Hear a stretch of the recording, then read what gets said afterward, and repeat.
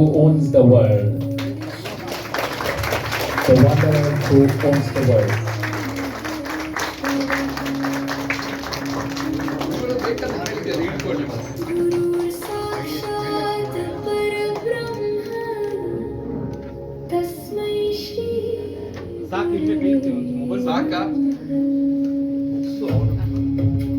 Kanta Bunny, you should not be part. Bunny, you should have to be. You can't be heavy.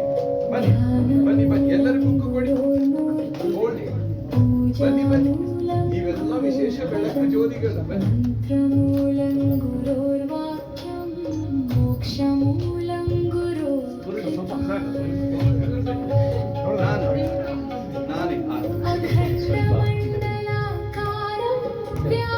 ಒಂದ್ಸತಿ ಉಳಿದು ಬಿಟ್ಟರೆ, ನಾನಿಲ್ಲಿ pilot dress ಬಂದ್ರೆ ನೀವೆಲ್ಲರೂ ಓ ಪೈಲಟ್ ಅನ್ನು ಚಪ್ಪಾಳ ದೋಸ್ತಾನೆ. But when I wear a ಕಾಷಾಯ ವಸ್ತ್ರ, ಈ ಪವಿತ್ರವಾದ ವಸ್ತ್ರ, you people degrade me into the oldest formation.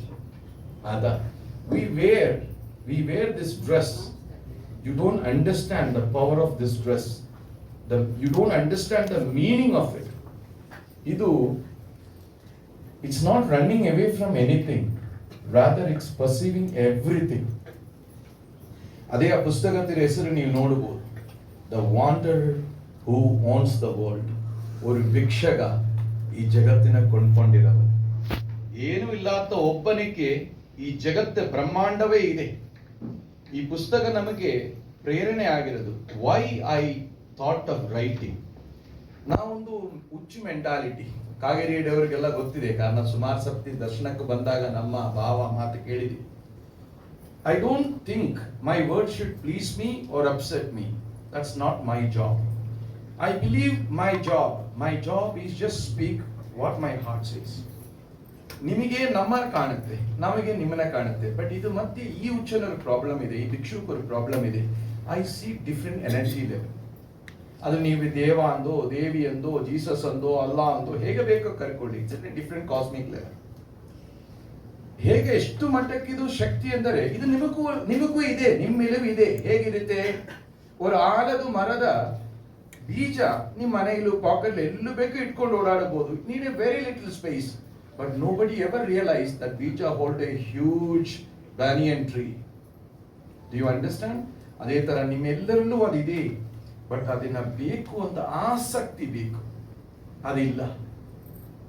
ಹುಟ್ಟು ಮಕ್ಕಳು ಬರಕ್ಕೆ ಮುಂಚೆನೆ ಅದನ್ನ ಯಾವ ಪ್ಲೇ ಸ್ಕೂಲ್ ಇಡಬೇಕು ಶುರು ಆಗುತ್ತೆ. ನಾನು ಇದು ಒಂದು ಹೇಳೋದಿಲ್ಲ. Do I make sense? Because you are a scientist.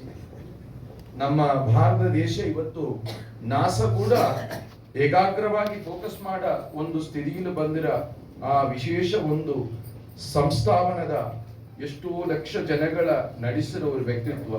ಈ ಹುಚ್ಚನ ಮಾತು, does it make sense to you?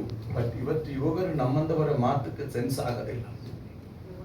Everybody need money. I want. Mother need a baby. ಒಂದು ಮಗುನ ಪಡ್ಕೊಳ್ಳಕ್ಕೆ, ಮದುವೆ ಆಗಕ್ಕೆ, ಮಗುನ ಪಡ್ಕೊಳ್ಳಕ್ಕೆ ಒದ್ದಾಡುತ್ತಾನೆ.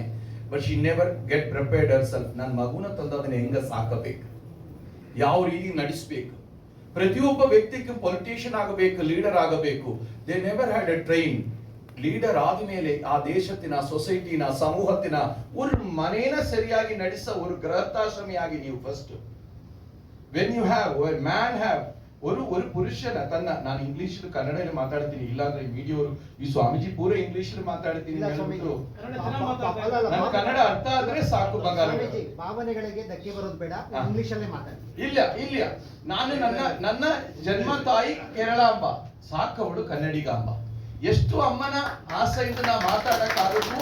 I am trying my best. ನಿಮಗೆ ನನ್ನ ಮಾತು ತಾಕಿದರೆ ಅಷ್ಟು ಸಾಕು.